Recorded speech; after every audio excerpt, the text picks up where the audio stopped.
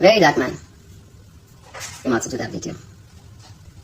I know that they've called you to tell you that I have petitioned them, right? NCCC, they've called you to tell you that I have petitioned them. So you have to come out and do your normal manipulative tactics. I'm a very wise woman. I know when to fight. I know when to listen. And I know when to speak. I'm not like you that speaks from the both side of the mouth. I'm not like you that is very, very manipulative, deceitful, cunning. I'm far different from you. That's the difference between me and you. You've tried in all your might to bring me down, but you cannot. Because who God has made, no man can destroy. No man can destroy. I'm so glad that you yourself start to see a lot of videos of you circulating on the same internet space. Videos that you made. Or you insisted that they cancel Naira Marley with your own mouth. Videos that you made against them. Numerous videos. Before you decided to take a turn. So that you can know that you speak from the both side of your mouth. And people should not take you serious. Guys, let me go straight to it. So, yes, I was invited by the, police people? They call them the National Cyber Bullying stuff, right? And I was on my way to Tanzania for Priscilla's wedding when I was called upon. I saw the letter. I sent it to my lawyer. He put a call through.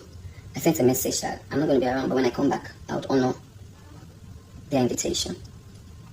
So I traveled and came back. When I came back, they responded with a letter and asked me to pick a date. I picked the date. And we went. Me and my lawyer got to Abuja. I didn't know why I was invited, but I had an idea. But I just didn't know which of it was, you know. But later, I had an idea of why I was going there, so I went. When I got there, I met with Officer Suleiman. He was the one in charge of the case.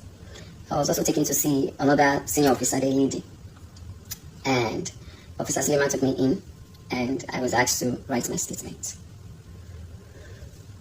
You know, when you want to first write statement, they'll say you should write about when you were born, your this and that, your family, your address, your da-da-da-da. I wrote.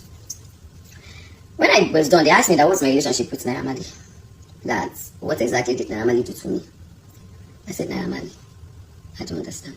They said, yes, now that's Naira Marley is the one that wrote the petition. That, you know, I should also explain my own side of the story. So I started explaining my side of the story. I talked about, yes, I used to promote Naira Marley's song through my TikTok video. I've never met Naira Marley before, which I thank God that when he came eventually, and I asked him before those police people, have you ever seen me before? He said no. So let me go back. So yes, I said, I used to promote the song until when Mohbad died. I was in America. How they even buried him was the first heartache for me when his neck was broken. I think I was on my way back to Nigeria. I came back, I went to Abuja. And then I saw a video, a Snapchat of Naira Marley coming to dance, you know. At that time, fingers were already pointing towards his direction.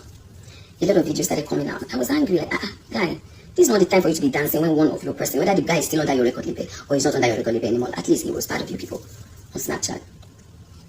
And I was like, then Sam Larry also, you know, did one video and was saying, you know, later deleted the video, but obviously the video had circulated, you know, something like we are in sorrow, you know, that kind of thing. Like, you know, when somebody's dead, the dead cannot speak, you know, then later deleted it. I was like, Then videos started coming out about how he went to Naira Marley's house with some of his friends to say he didn't want to work with their manager anymore. How, you know, they were beaten. He landed in the hospital. We saw the bruises. He said, if anything happened to me, you know, they should hold Naira Marley. How there was so many videos just flying around. Until when I now saw Sam Larry's video, when Zlatan and Mohbad were having a video shoot, and he came in with some boys. They were holding a weapon. They were holding something like a weapon. And I was like, so this thing is true. And as a concerned citizen, as a mother, I don't think I was the only one that was pained. Because if I was the only one that was pained when we did the candle night, I don't think the whole world would have done that, the candle nights that he did for Mohbad. We all came out. And I used my platform. Because a lot of narratives were flowing during that time. We had the narrative of the friend, they said the knocking with ring. We had another narrative, you understand, about so many things. And then when Sam Larry's voice came out, when he said, what he basing? What he basing means that they have buried him. All stations settled. I said, I don't want to believe. But with all these things that are going on, it's very glaring that Sam Larry bullied Mohbad. And what we saw happened in Naira Marley's house, where he was beaten, his neck had a teeth bite and all that. Then Naira Marley bullied Mohbad. And now what you see will definitely